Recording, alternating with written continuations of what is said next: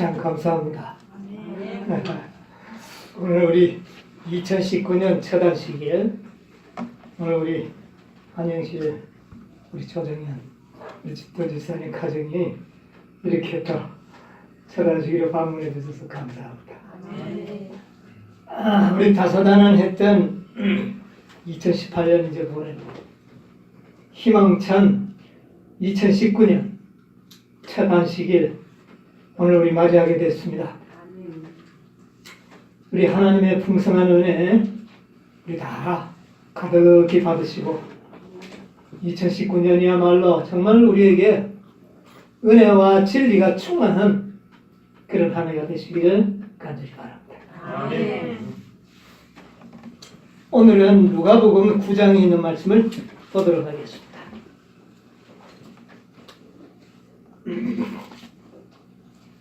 누가복음 9장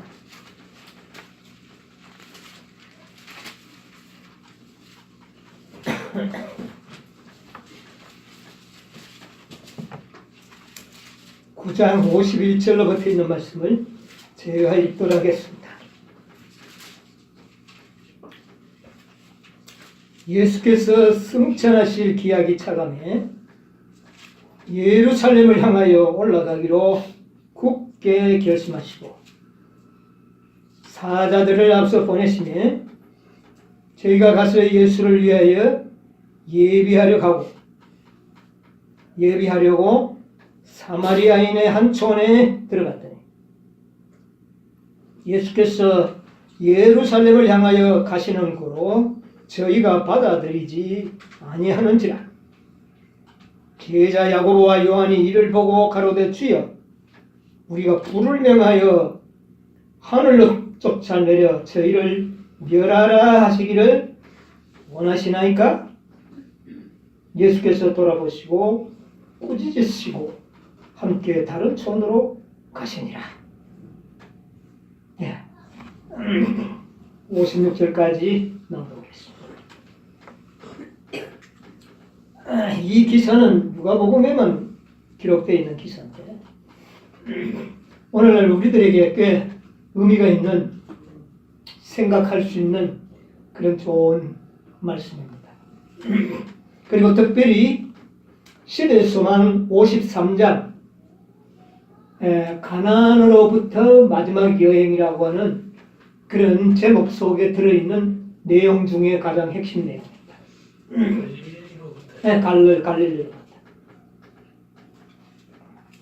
그러니까 마지막 여행이라는 것은 이제 이 갈릴리 지방을 여행하면서 예루살렘에 올라가시면 이제 예수님은 어떻게 합니까? 이제 돌아가시는 것입니다. 그래서 이제는 마지막으로 이 갈릴리 지방을 여행하는 과정입니다. 예수님의 공생애의 마지막이라고 볼 수 있죠. 초막절에 지키고 난 이후의 사건입니다.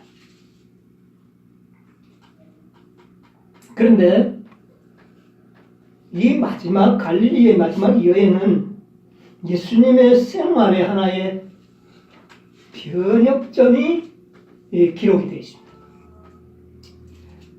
전에는 예수님께서 어디를 여행하시면 미리 어디를 간다는 것을 알리지를 않았습니다. 그리고 또 환자를 고치고 표적을 행하고 이적을 행하시고 난 다음에는 이것을 가서 전파하라 그렇게 했습니까? 얘기하지 말라. 이 말은 아무에게도 하지 말라. 그래서 예수님의 자신의 행적을 가능하면 어떻게 하려고 그랬어요? 숨기든지 축소시키고 이렇게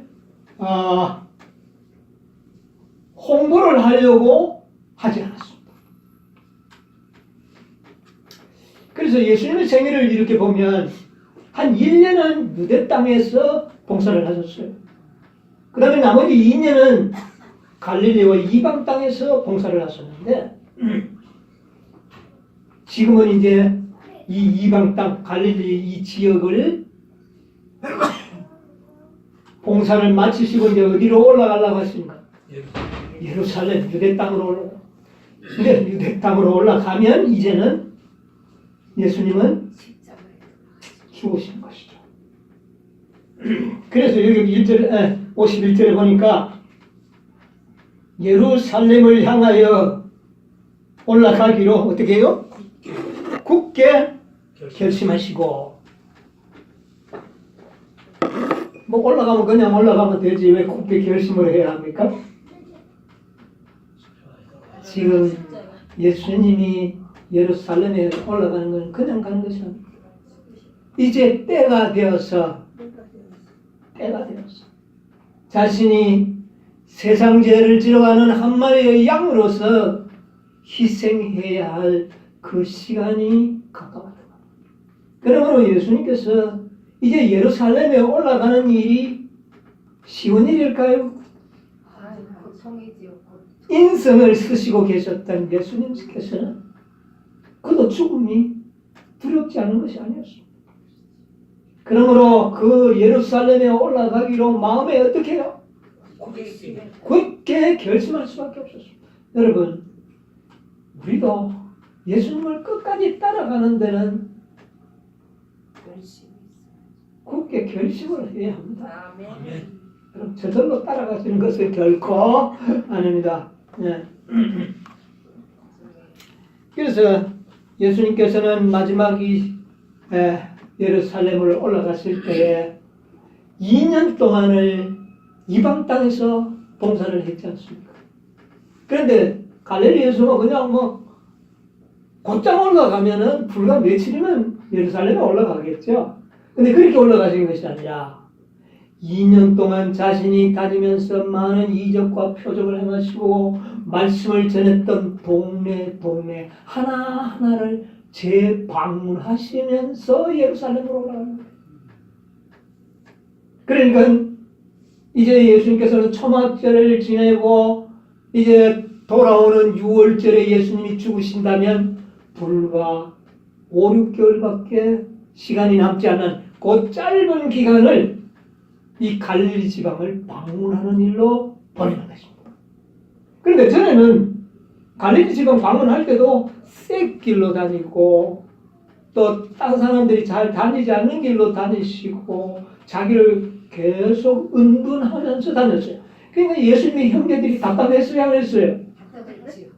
왜 자네가 메시아라면 좀 사람들에게 드러내놓고 그렇게 하지 왜 이렇게 늘 혼자서 이렇게 숨어서 돌아다니느냐 그렇게 이야기를 한 적이 있지 않습니까?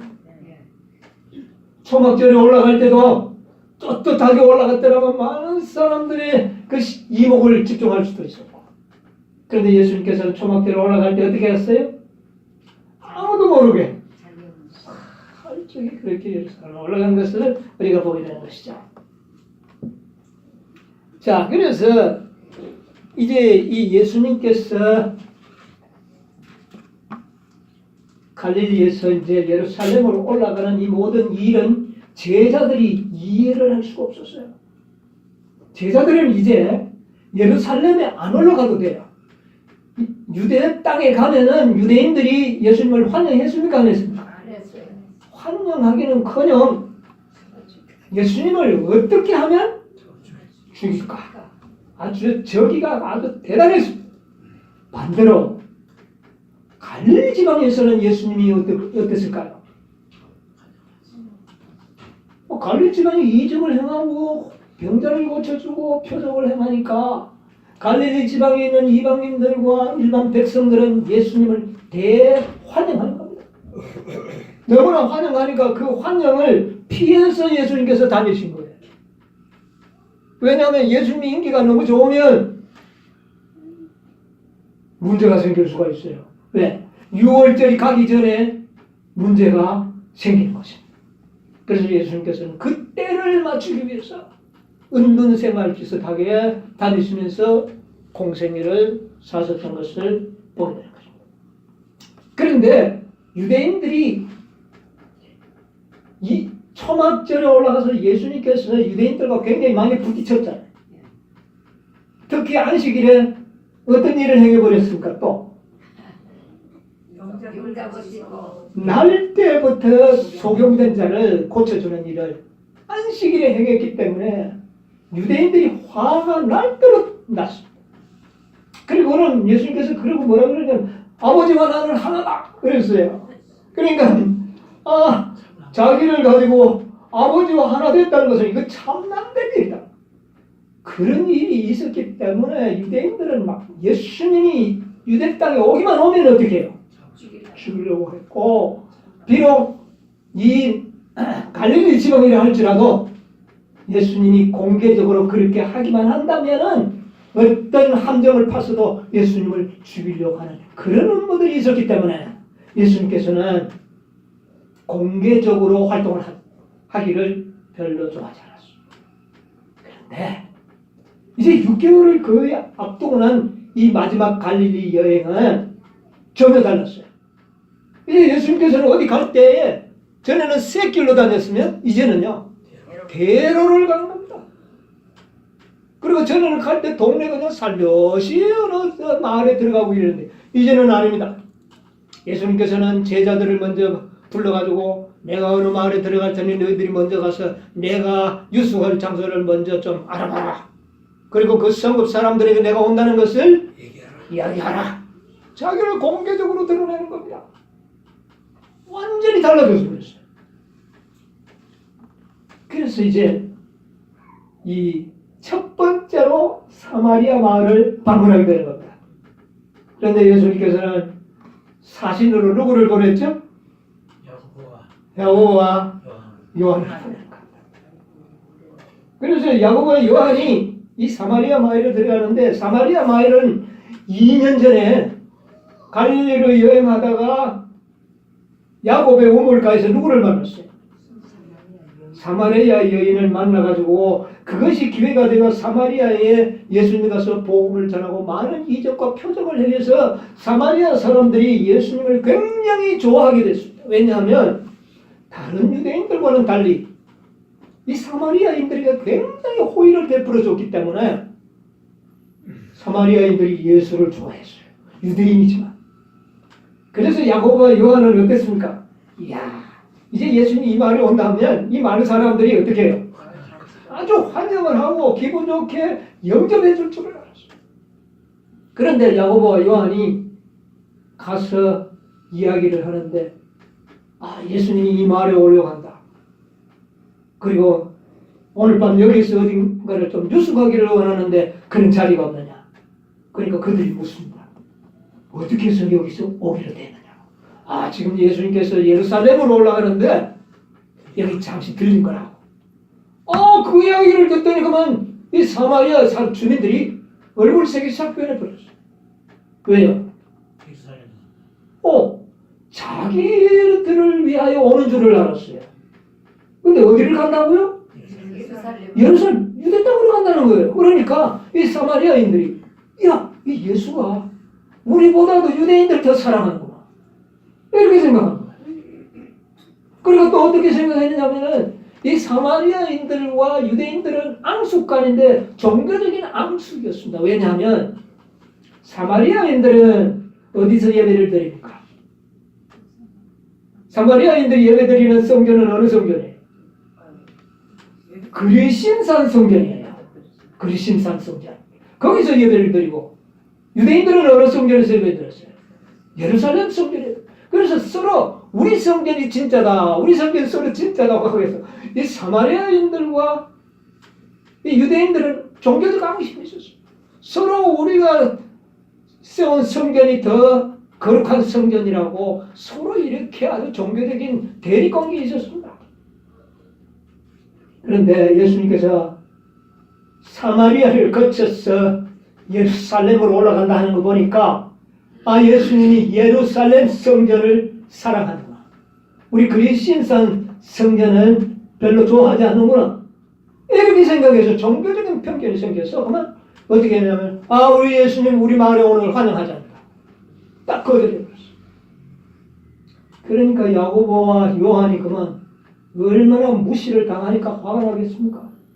특별히 여기 있기 얼마 전에 야고보와 요한은 변화산에서 예수님께서 변화하셨을 때에 누구와 누구를 만났습니까? 모세와 이스라엘 백성들이 가장 존경하는 모세와 엘리야 두 사람이 예수님 앞에서 굽신굽신하는 것을 봤거든요. 그러니까 예수님이 어떤 분입니까? 하나님의 아들이 모세도 존경하고 엘리야도 존경하는 그야말로 하나님의 아들이라 엄청난 이 자존심이 부풀어 있었는데 누가 무시를 하는 겁니까?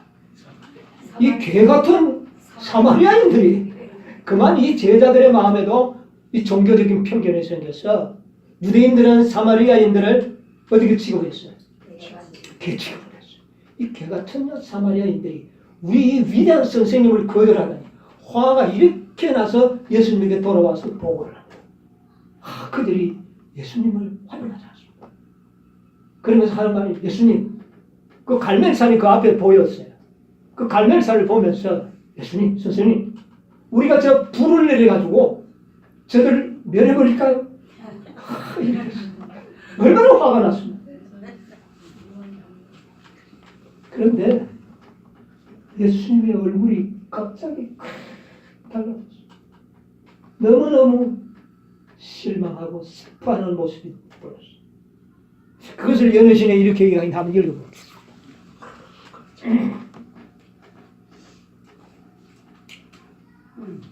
시대 소망 486페이지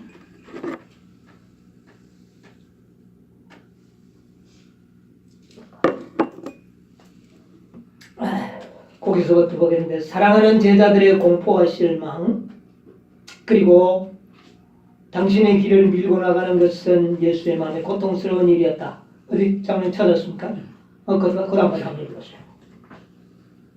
사랑하는 제자들의 공포와 실망 그리고 불신을 거스르고 당신의 길을 밀고 나가시는 것은 그리스도의 마음에 고통스러운 일이었다. 고민과 절망이 그들을 기다리고 있는 예루살렘으로 제자들을 인도하는 것은 어려운 일이었다. 사단은 인자를 유혹하기 위하여 가까이에 있었다.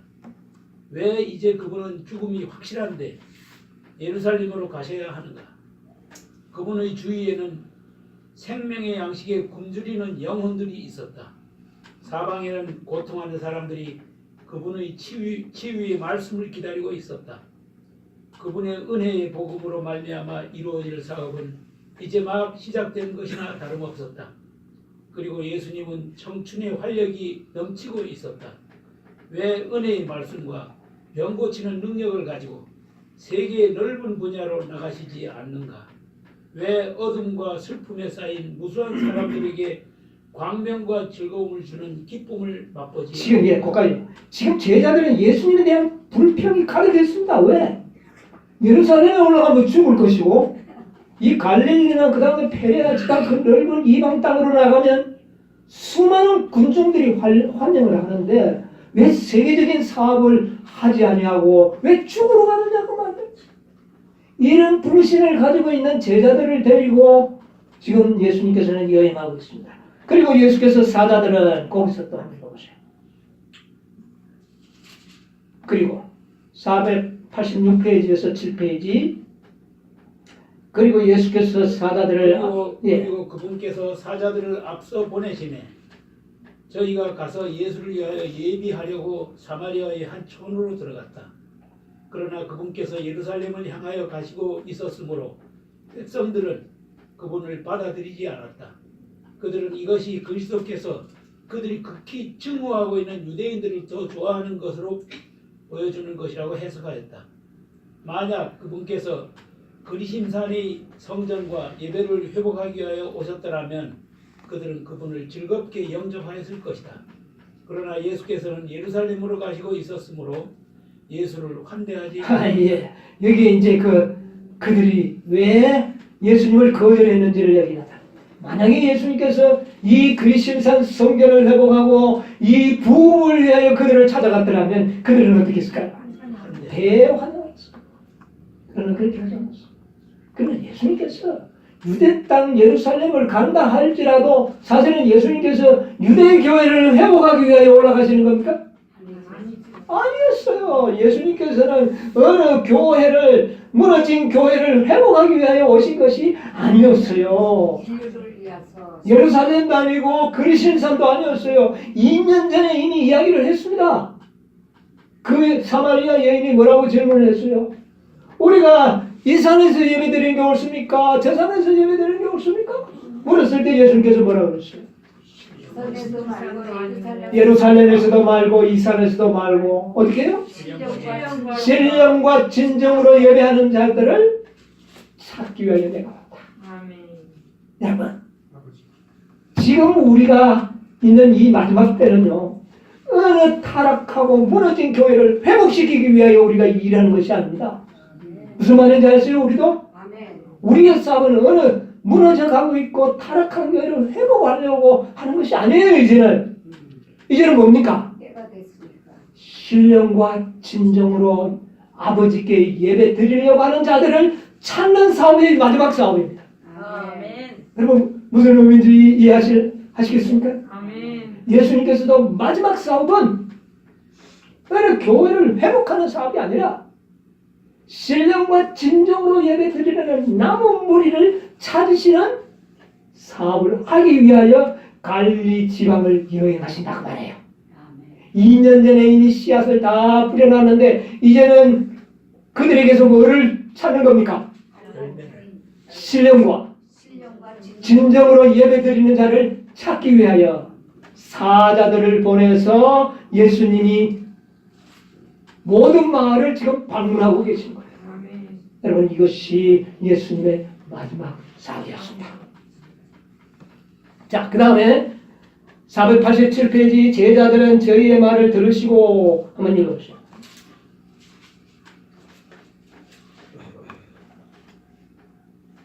87 이어서 조금 밑에 제자들은 저희의 말을 들으시고 슬픔에 잠기시는 예수님을 보고 놀랐으며 그리고 더욱 놀란 것은 예수의 다음과 같은 책망의 말씀이 저희 귀에 들렸기 때문이다. 가라사대 너희는 무슨 정신으로 말하는지 모르는구나. 이 누가복음에는 번역상이 좀 다르게 번역이 되어 있는데 여기에 국한문 성경에는 보면 이렇게 써요. 너희는 무슨 정신으로 말하는지 모르는구나. 인자는 사람의 생명을 멸하러 온 것이 아니라 구하러 왔노라. 여러분 여기에서 예수님의 정신과 제자들의 정신이 차이가 납니까 안 납니까? 나지요. 차이가. 예수님의 정신은 어떻게 해요? 죄인을 멸하는 것이 아니라 구원하려고 하는 거예요. 어떻게든지 사람을 뭐 하려고요? 구원하려고 했어요. 그러나 종교적인 편협심을 갖고 있는 제자들은 어떻게 했습니까? 어떻게 했죠? 마음에 안 들면 하늘에서 불을 내려서 어떻게 해버린다. 여러분 지금 예수님의 사업은 거의 마치게 가는데 제자들의 정신은 그렇게 돼 있었어요. 여러분 우리는 어때요? 우리도 아마 그런 수준에서 거의 아직 벗어나지 못했어. 우리 단체를 옹호하는 사람들이 오면은 기뻐하지만 우리 단체를 조금 싫어하는 사람, 뭐 별로 도와주지 않는 사람들은 우리 어때요? 싫어하지요. 그냥 사랑이 없어지고 그래요. 여러분 이것은 우리의 정신이에요. 이것도 아직. 여러분 이 정신이 고쳐져야 합니다. 아멘. 그런데 예수님이 이 말씀하실 때 제자들이 이해를 못했어요. 어떻게 저 사마리아인을 그렇게 대할 수 있느냐. 제자들은 예수님의 마음을 이해를 못했습니다. 놀라운 일이죠. 우리와 똑같았어요. 우리를 그처럼 비난하고 그처럼 욕하고 하던 저 사람들을 아무 무엇도 없이 우리가 그냥 대해줄 수가 있느냐고 말이에요. 사마리아인들은요 유대인들을 항상 헐뜯고 항상 조롱하고 항상 아주 매우 힘들게 했던 족속이 누구냐면 사마리아인들. 성전을 짓는데 날마다 와서 해코지 했던 사람들이 사마리아인들이에요. 어떻게 그들을 사랑할 수가 있느냐고 말입니다. 그런데 예수님은 어떻게 했어요? 사랑하셨지. 그들을 사랑하는 거예요. 예수님께서는 그 사마리아 마을을 하나도 빠뜨리지 않고 다 방문했습니다. 그런데 제자들은 그것이 마음에 마땅했을까요? 못마땅했어요. 그러니까 예수님인데 그런 못마땅한 제자들을 끌고 마지막 여행을 합니다. 쉬운 일이 아니었어요. 여러분, 이 시대소망 73장에는 마지막에 보면 탕자의 비유를 또 언급을 했어요. 와이프님께서. 여러분, 탕자의 비유는 어떻습니까? 탕자의 비유는 둘째 놈이 아버지의 유산을 다 가져와서 몽땅 다 탕진해버리고 거지가 되어서 집으로 돌아오는데 아버지가 어떻게 합니까? 방갈 맞는 게 아니라 버선발로 뛰어나가가지고는 막 그냥 자기 겉옷을 입히고 데리고 가서 모욕시키고 가락지를 기우고 잔치를 배설하고 상상할 수 없는 일을 누가 하는 겁니까? 아버지가 하는 겁니다. 하루 종일 일하고 집에서 돌아오는 맏아들이 집에 돌아보니까 아주 웃음소리가 가득하고 풍악이 울리는 걸 보고 이게 도대체가 무슨 일이냐? 종들이 뭐라 그럽니까? 당신의 동생이 돌아왔나이다. 그 소리를 듣는 순간 이 맏아들은 어떻게 됐어요? 기분이 딱 나빠버렸어요. 집에 들어갈 생각이 나타났어요. 도대체 그놈이 어떤 짓을 하고 나갔는데 지금 거지가 되어서 들어왔다고? 그를 위하여 잔치를 베풀었다고? 소를 잡았다고? 말도 안 되는 소리다. 나를 위해서 염소새끼도 한 마리 안 잡아주더니 이건 말이 안 되는 거야. 여기에 이 기록을 하고 있습니다. 자, 이때에 아버지의 마음과 맏아들의 마음. 아버지는 어떻습니까? 아버지는 그 둘째 아들이 돌아올 때에 이놈이 와서 뭐 회개하는지 뭐 잘 사는지 물어보지도 않고 따져보지도 않고 그냥 환해. 그냥 가락기를 끼워주는 것은 뭡니까? 너는 나의 정당한 아들이다. 뭐 잘잘못 따지지도 않고 무조건 용서해버리는 거예요. 돌아왔다는 그 자체만으로 무조건 용서. 거기에서는 하나님의 무한한 사랑이 거기에 담겨 있는 겁니다. 네. 여러분이 우리의 죄를 하나님께서는 무조건 용서해 버립니다. 우리가 아버지께 돌아가서 회개할 마음을 가지고 아버지께 돌아가는 순간 우리의 과거의 모든 죄는 하나님께는 모든 것이 없는 것이에요. 여러분, 이 사랑을 우리는 여기에서 찾아볼 수 있어요. 그러나 맏아들은요, 그놈이 회개했는가? 어떻게 뭐 자복이나 좀 했는가? 아버지가 전혀 따져보지도 않았다는 거예요. 화가 났던 겁니다. 여러분, 맏아들의 마음이 오늘날 우리들의 마음과 비슷합니다. 아버지의 마음은 하나님의 마음이요. 그 맏아들의 마음은 오늘날 믿노라고 하는 하나님의 백성들의 마음. 이 탕자의 비유를 할 때에 제자들 역시 이해할 수가 없었어요. 어떻게 그렇게 용서할 수 있느냐 이거예요. 오히려 맏아들 편에 제자들은 동조를 했단 말이에요. 그래서 제자들이 이 사마리아인을 대하는 예수님의 마음과 탕자를 대하는 아버지의 마음을 제자들은 이해할 수가 없었다.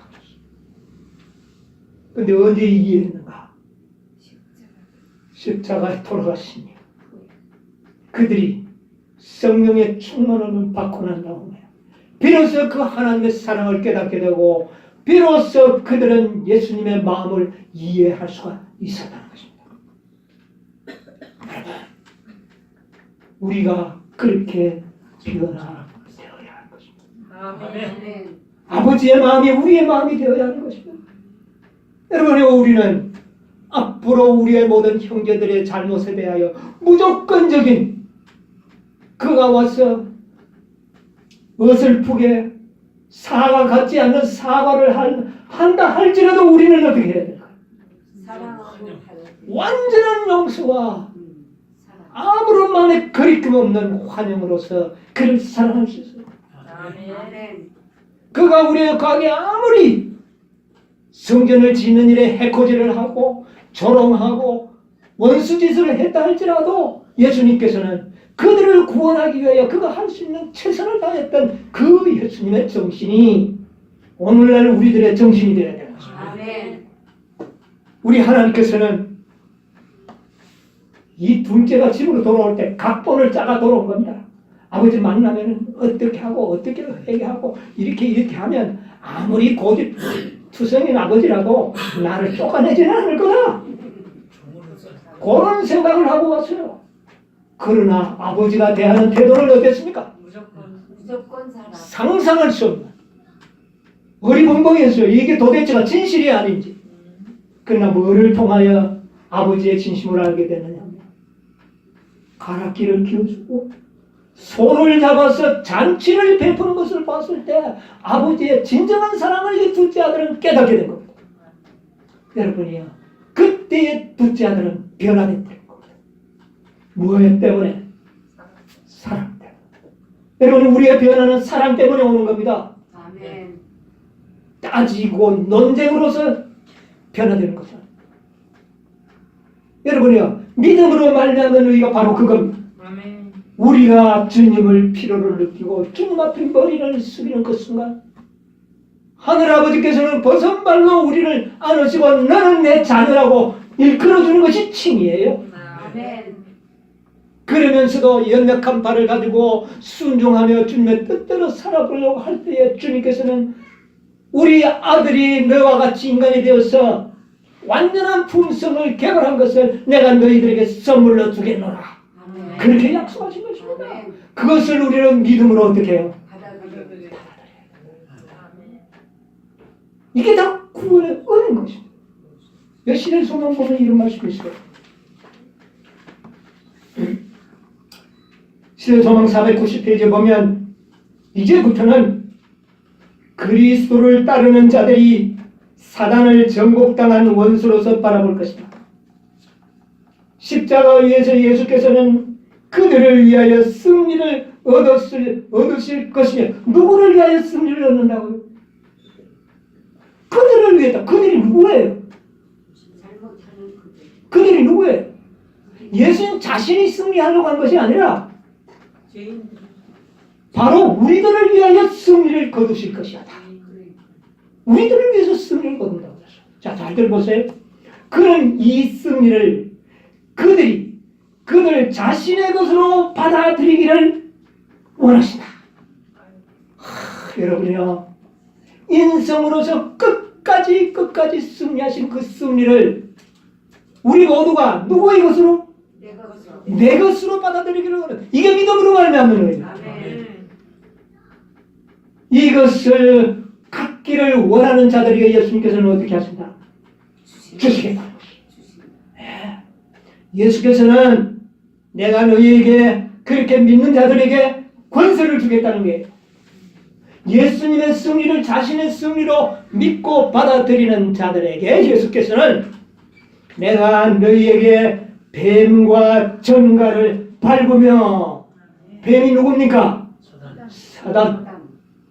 사단의 머리를 부수도록 해주겠다. 그런 권세를 주겠다고 약속한 겁니다. 아멘. 밟으며 원수의 모든 능력을 제어할 권세를 주셨으니 어떤 자들에게 이 권세를 줄까요? 예수님의 승리를 자신의 승리로 받아들이는 자들에게 권세를 주는 겁니다. 아멘. 그렇게 믿지도 않는 자에게 권세를 주실까요? 아니요. 여러분, 이것이 놀라운 것입니다. 믿음으로 말미암는 의를 제대로 이해하지 못하는 자들은 이 권세를 받을 수가 없는 것이에요. 예. 주었으니 너희를 해할 자가 결단코 없으리라고 말씀하시다. 아멘. 여러분, 이 권세를 받으시게 되기를 바랍니다. 아멘. 그렇게 하기 위해서 우리는 믿음이 필요합니다. 아멘. 예수님이 십자가에서 거두신 그 완전한 승리를 자신의 것으로 받아들이는 믿음을 가지시기 바랍니다. 아멘. 그런 자들에게 예수님께서 권세를 주겠다고 했어요. 여러분 이 권세를 받기를 원치 않습니까? 아멘. 그 말씀을 시대의 소망 762페이지 화이트인은 또 이렇게 설명을 했습니다. 율법의 의, 즉 의로운 생에 완전한 품성을 요구하지만 인류는 그 요구에 미칠 수 없다. 여러분 아무리 우리가 노력하고 아무리 노력을 해도 율법의 요구에 우리는 응할 수가 없다. 아셔야 됩니다. 없다. 그러나 그리스도께서는 인간으로서 지상에 오셔서 거룩한 생애를 사시고 어떤 몸으로 오셔서 인간으로서 나와 똑같은 인간으로 오셔서 그 다음에 거룩한 생애를 사시고 거룩한 생애를 사시고 완전한 품성을 어떤 품성? 완전한 품성. 십자가에서 승리한 품성. 그 다음에 그리스도께서는 그것을 받고자 하는 모든 자들에게 예. 아멘. 그리스도께서나 그것을 받고자 하는 어떤 자들? 모든 자들 어떤 사람도 받기를 원한다면 값없이 선물로 주십니다. 값없는 선물로 아멘. 주시다. 아멘. 이게 믿음으로 말미암는 겁니다. 이렇게 받아들이고 확신하는 자들에게 뱀과 정갈을 밟을 수 있는 권세를 주시겠다 합니다. 아멘. 좀 더 읽어보세요. 그분의 생명은 사람들의 생명을 대신하신다. 예, 그런 자들에게는 대속이 주어진다고 말합니다. 아멘. 그리하여 그들은 하나님의 관용을 통하여 과거의 죄를 모든 죄는 어떻게 해요? 용서받았다. 벗선발로 나와서 그 아버지가 겉옷을 벗어서 어떻게 합니까? 이 모든 죄를 다 용서된다는 의미입니다. 아멘. 나는 내 죄를 다시는 생각하지 않겠다는 겁니다. 아멘. 예, 그 다음에 읽으세요. 뿐만 아니라 그리스도께서는 하나님의 속성을 사람들에게 불어 넣으시고 사람들의 속성이 아닌 하나님의 속성을 그들에게 부어넣어 주겠다. 아멘. 이게 바로 믿음으로만. 권세를 주겠다는 말입니다. 아멘. 사단을 발로 밟을 수 있는 권세는 누구만이 가지고 있는 권세입니까? 그리스도. 하나님만이 가질 수 있는 권세. 그 권세를 우리에게 주시겠다. 그 다음에 그분은 인간의 품성을 거룩하신 하나님의 품성을 따라 형성하여 영적인 힘과 아름다움을 지닌 훌륭한 건물이 되게 하신다. 예, 품성을 변화시켜 버리겠다. 누가요? 예수님. 그분이 해주시겠다. 정말 할렐루야 아닙니까? 아멘. 할렐루야입니다. 예, 그 다음에 읽어보세요. 그리하여 바로 이 율법의 의가 그리스도를 믿는 자에게서 성취된다. 예, 성취된다. 누가 성취를 시킬까요? 그리스도께서 그분이 친히 너희를 온 몸과 영과 혼을 어떻게 해요? 온전케 흠이 없게 하시리라. 아멘. 이렇게 해주시겠다는 겁니다. 아이고. 왜 이것을 받지 않겠습니까? 아멘. 아멘. 이것을 감사히 받는 자들에게 사단을 이길 수 있는 권세를 주시겠다는 것이죠. 아멘. 여러분요, 이 갈릴리를 여행하면서 예수님께서는 모든 사람들이 내가 지금 예루살렘에 올라간다는 것을 다 알려줬습니다. 왜 그랬는지 아십니까? 때가 됐어. 이제 예수님이 올라가시면 십자가에 어떻게 합니까? 돌아가시고. 높이 달립니다. 여러분 요한복음 3장 14절 15절 한번 읽어보세요. 요한복음 3장 14절 15절. 하나님의 세상. 아니에요. 13장 3장 14절로 15절. 3장. 보라, 모세가 강야에서 뱀을 든 것. 자, 모세가 어떻게 해요? 광야에서 광야에서 뱀을 든 것 같이. 그 다음에 인자도 인자도 들려야 하리니 인자도 들려야 하리니 이는 저를 믿는 자마다 이는 죄를 믿는 자마다 영생을. 멸망치 않고 영생을 얻게 하려 하십니다. 여러분 불뱀에 몰리는 자들은 모든 자들이 다 뭐를 쳐다봐야 합니까? 뱀을 불뱀. 녹뱀을 쳐다봐야 합니다. 마찬가지로 이제 사단에게 죄의 독소를 다 물려버린 인류들은 이제 누구를 쳐다봐야 합니까? 예수를. 그러므로 예수님께서는 이제는 자신을 홍보하는 겁니다. 자신의 죽으심을 모든 사람들이 쳐다볼 수 있도록. 그래서 사자들을 다 보내. 여러분, 누구든지 저를 믿으면 멸망치 않고 영생을 얻으리라. 여러분이요, 마지막에 전해질 기별이 뭔지 아십니까? 원하는 자는 값없이 생명수를 받으라 하더라. 그런데 그 속에는 뭐까지 포함됐다고요? 완전한 품성과 사당과 정가를 바꿀 수 있는 권세까지 포함된 이 놀라운 롯뱀. 이 롯뱀은 사단의 머리를 부술 수 있는 권세를 가진 그분입니다. 그분을 바라보면 그분이 가지셨던 모든 승리가 누구의 것이 될까요? 우리의 것이 될 것입니다. 여러분, 이건 놀라운 일 아닙니까? 그래서 예수님께서는 한 몇 개월 동안 남은 그 시간을 자기가 일찍이 복음을 전했던 각 촌과 마을을 곳곳이 다니면서 내가 이제 예루살렘에 올라가면 너희들을 위하여 희생할 것이라는 것을 홍보하셨던 것입니다. 모두가 쳐다보고 어떻게 해요? 구원을 받으라. 이 예수님의 마지막 사자였습니다. 여러분이요, 우리가 해야 할 일이 무엇인지 아십니까? 이제 이 세상의 모든 사람들을 향하여 놋뱀처럼 우리를 위하여 죽으신 그리스도를 쳐다보도록. 그분은 나의 죄를 위하여 죽으셨고, 그분은 나의 승리를 위하여 죽으셨고, 그분은 나의 완전한 품성을 주시기 위하여 죽으셨다는 것을 깨우쳐 주는 것이 우리의 기별의 목적인 것입니다. 어느 교회, 어느 교단을 위하여 우리는 일하는 것이 아니라 진실로 신령과 진정으로 하나님을 믿는 자 찾는 것이 우리의 일이다. 이 예수 그리스도를 받아들이시지 않겠습니까? 우리를 위하여 그 높은 장대에 매달리신 놋뱀처럼 십자가에 달리신 그분을 우리의 구세주로 영접한다면 여러분이요, 우리는 구원을 받을 수 있으며 우리의 죄는 용서받을 수 있으며 우리는 승리할 수 있으며 우리는 완전한 품성의 소유자들이 될 수 있다는 것입니다. 이 모든 것은 다 그분이 우리에게 주시고자 하시는 선물인 것입니다. 이 놀라운 선물과 이 놀라운 축복을 2019년에 충만히 받으시는 여러분과 제가 되기를 간절히 바라면서 말씀을 마치겠습니다.